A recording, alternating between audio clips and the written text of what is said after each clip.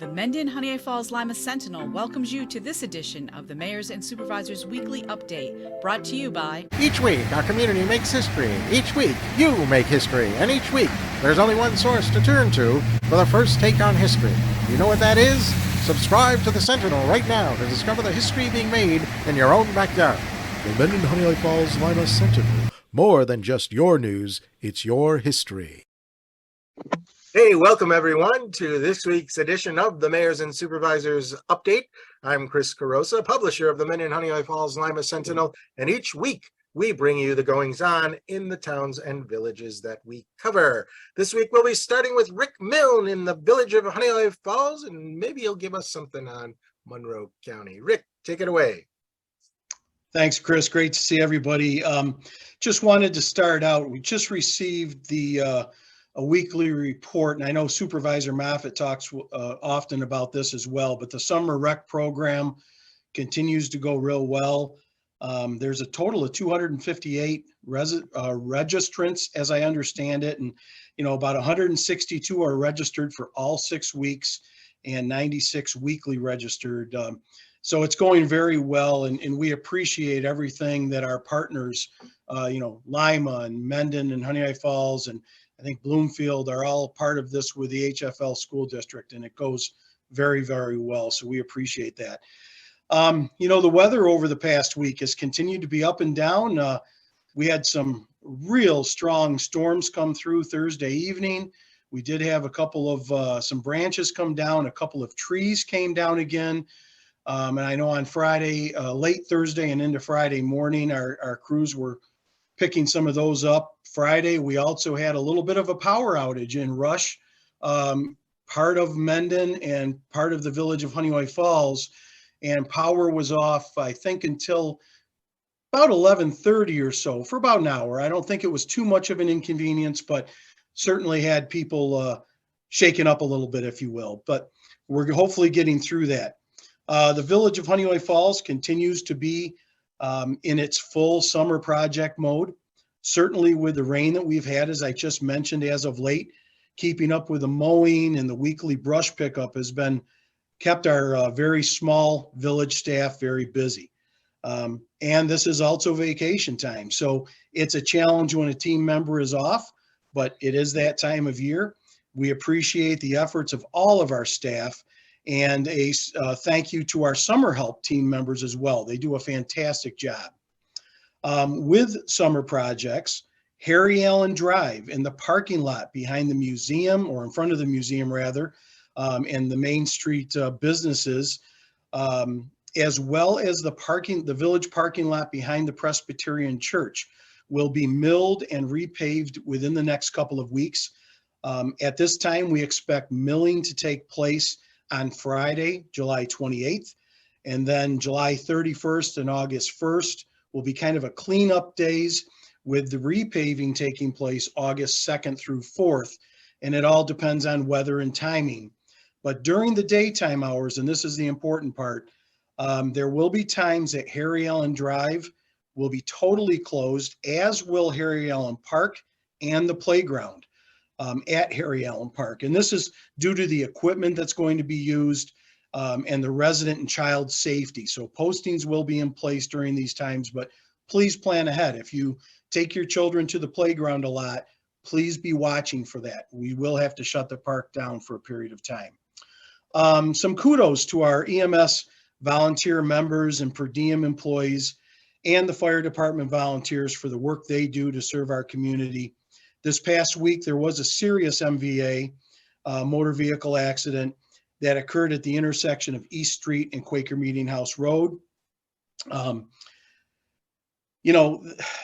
We have to be very careful. At Meeting House Road, the fire department members did a great job, and as did our medics. But while they respond to help others, that doesn't mean that they're not at risk as well. One firefighter was taken to the hospital with symptoms of heat exhaustion, and another had a pretty bad cut to his hand requiring stitches. And I bring this up because it's important to our residents to understand that these volunteers put their own health at risk on every call, no matter how serious or minor the call may seem. This past week within Monroe County, at an emergency scene, a Monroe County Sheriff's Patrol car was hit by a motor vehicle where the driver was simply distracted because of the lights, etc. So please, when you come upon an emergency scene, slow down, pay attention to the road and all vehicles around. We want to make sure all of our volunteer and paid emergency responders come home safely. Speaking of volunteers, our local emergency services agencies are really in dire straits. Volunteerism is at an all-time low, and this is really across the state and nation. And while we're looking at ways to enhance enrollment, it appears that we may need to begin to utilize paid per diem type staffing within the local fire departments as well. Certainly, I'm only speaking for Honeoye Falls alone, but we must make changes soon, and we'll be working to put together a presentation for the community to clearly explain the immediate need and where this could be going. We need our residents to be assured that if they need medical or fire emergency help, we have trained personnel responding quickly. We need to be open and honest with our residents, business owners, and property owners. With volunteerism at the current low rate, we must look in other directions.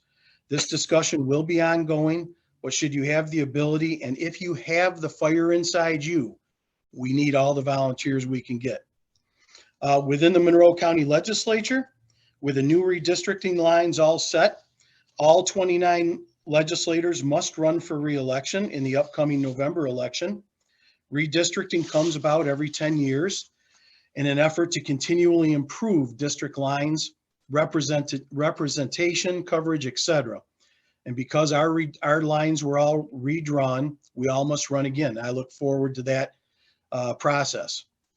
Much of the various other items the legislature is working on at this time revolves around local road enhancement projects, as well as continual discussion around public safety, support of our local veterans programs, supporting programs to enhance many healthcare needs, including mental health issues, youth advocacy programs, domestic abuse programs, just to name a few, as well as concerns about staffing in all of our departments.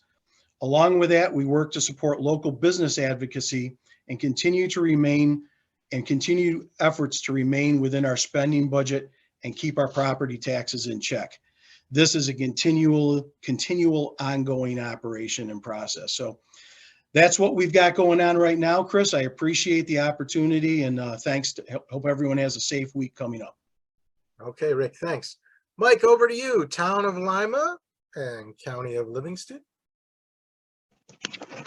Hello, Chris. Thanks for having us again. The new outdoor seating project has started at Fanatics. If you're driving by, you'll see construction crews working. That's going to give them the outdoor space that fronts right on 5 and 20. Looking forward to seeing that done. The Crossroads Festival, we're just a couple weeks away now. The vendor spots are full. We have a larger array of food trucks this year, and there's only 5 spots left for the bed races.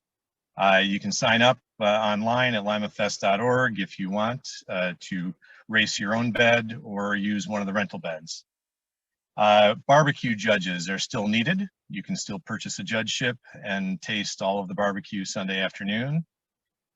We do have 23 bands coming in over the 4-day period, wide range of musical styles, and the town-wide parade is what starts the entire thing on August 3rd. We're going corner to corner in the township, crisscrossing the village twice, a driving parade. If your Lima area business or organization wants to participate, we're showing up on Garden Street in South Lima at 5 o'clock and stepping off at 6, and that is on Thursday, the 3rd of August. If there's any questions about the parade, call me at the town hall, 582-1130. This past week, I attended Congresswoman Tenney's training regarding how they can assist veterans within District New York 24. If you are a veteran, family of a veteran, or someone who's on active duty, and you find that you're hitting a brick wall with things like benefits and pay and burial services, those kinds of things, Congresswoman Tenney and her staff are there to help you.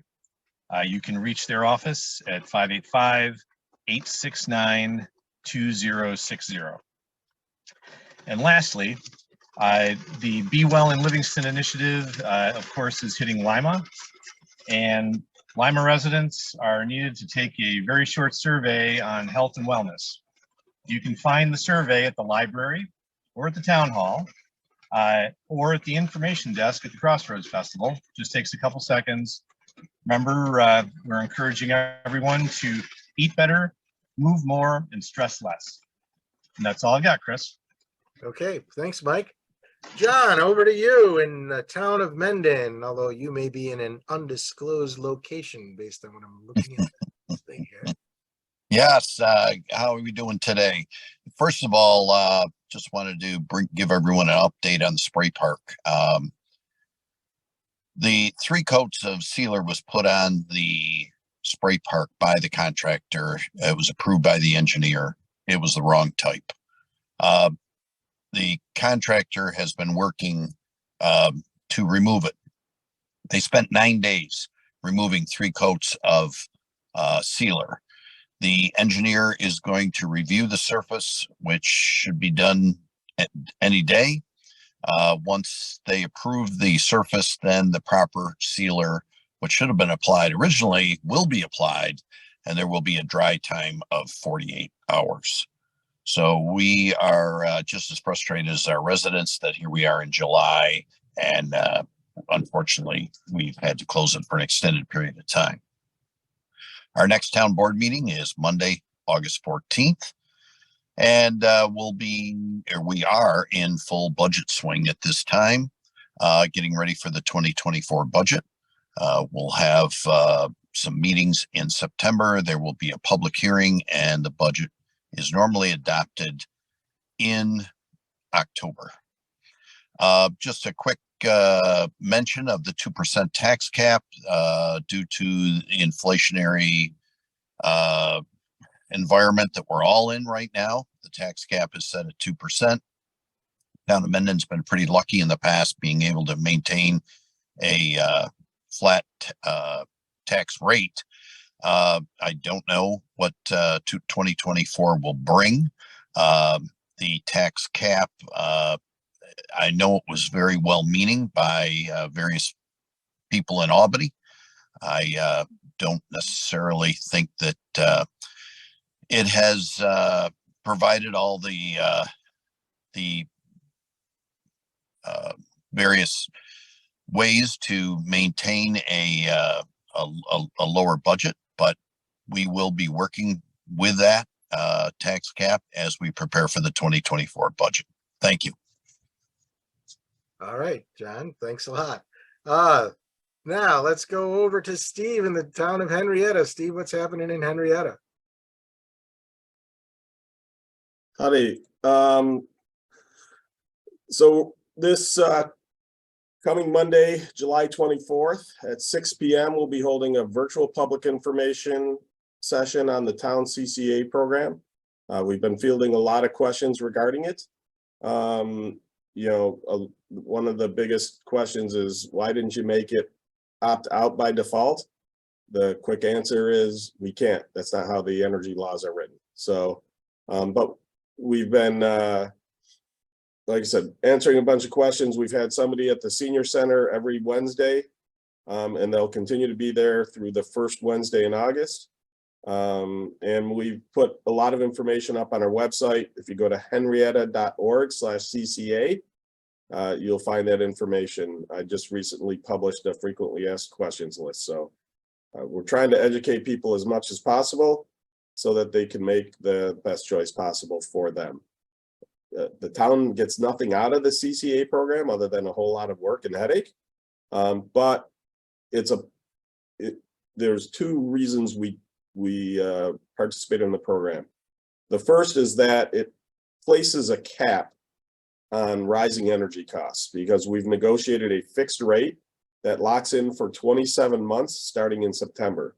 So if the variable rates ever rise above that, residents who are, especially those on fixed income, can opt in at a later date and have that fixed rate. So the most cost-effective manner, if you're looking to save as much money as possible, is to opt out now, stay with the variable rate, which is currently lower than the long-term fixed rate.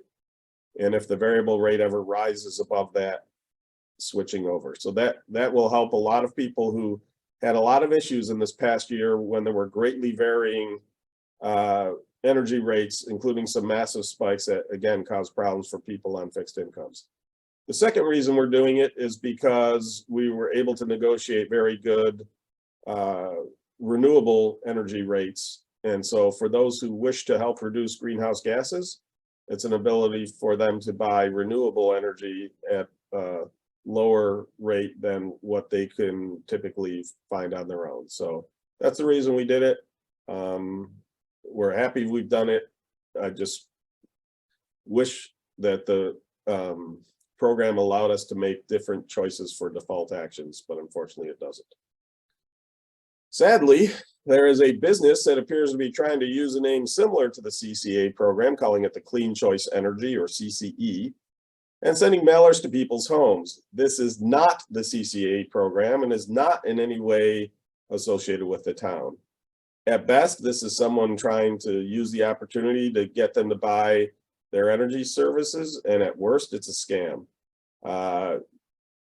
Read it very carefully. I'm not saying you might not be interested in theirs, maybe you are, but just be aware it is not the CCA.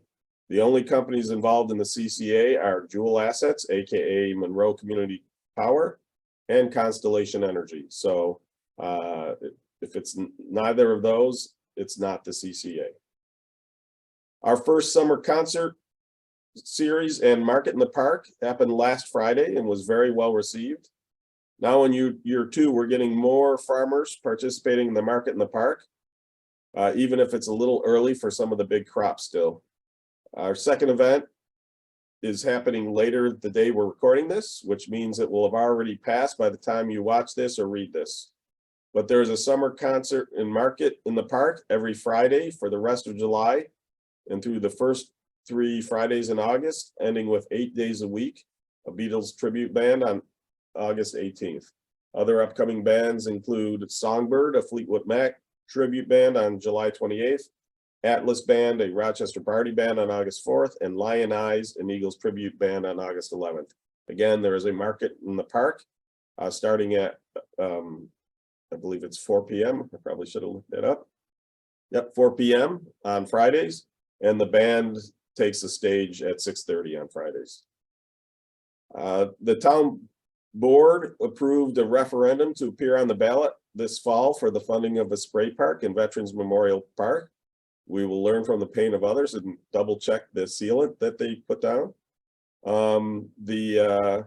So if that ballot passes, we'll be building a spray park in time for use next summer.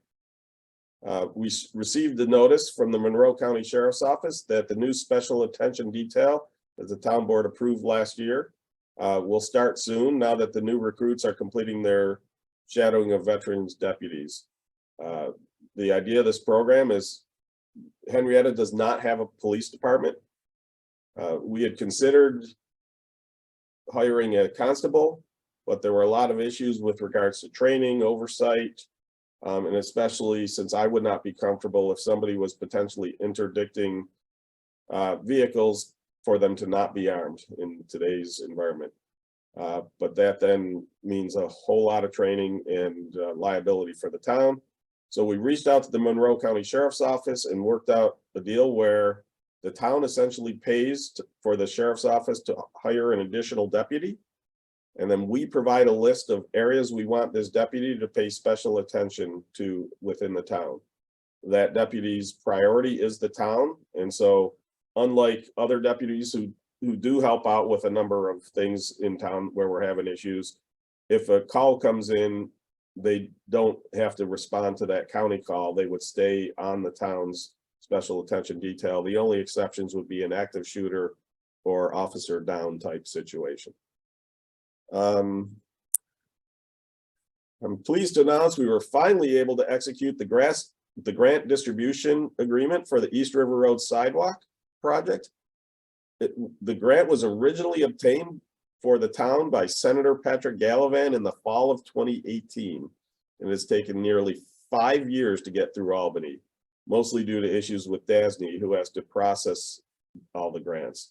And then it was stuck in the Senate Finance Committee, and Senator Jeremy Cooney was finally able to shake it loose. So we just approved it at the town board meeting this past Wednesday, and I just signed it yesterday. We also have a multimodal grant obtained by Assembly Member Harry Bronson to make improvements to the intersections so that they are all signalized crosswalks.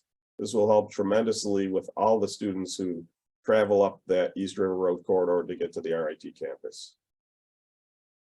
We've gone out to bid or authorize use of state or county contracts on a number of projects within the town. This includes the installation of new sidewalks on Highland Drive next to the mall. This is being funded by fund balances in the Marketplace Transportation District, whose funds must be spent in that district. So no taxpayer dollars will be used on this project. It's all through funds that were paid for by developers who were building within that district. It also included in that list of projects, we're going out to bid to renovate our softball fields and a football soccer field at Veterans Memorial Park, including new, more efficient LED lighting for the athletic fields. We're just starting our budget process as well. Based on the growth in the town and based on the very first cut at the projected tax levy, our tax rate will drop to 96 cents per thousand. So that's a savings from the current $1.06 per thousand rate that we were this year. Finally, the annual Wild Tinker event will be held Saturday, August 5th from 11 a.m. to 2 p.m. including wildlife educators, entertainment, music, and food vendors. This is a popular event, and I look forward to this year's Wild Tinker. That's it. Thank you. All right, Steve, thanks. Anybody else have something that they want to add? No, nothing. Thank you all for listening. Remember, we air this every Sunday at 1 o'clock. Like our Facebook page, subscribe to our YouTube channel. You will be notified as soon as it starts airing. Other than that, I want to say thank you, guys. There's John back again. You look like you're out of the car now. All right. We'll see you guys next week. Bye-bye for now. Take care.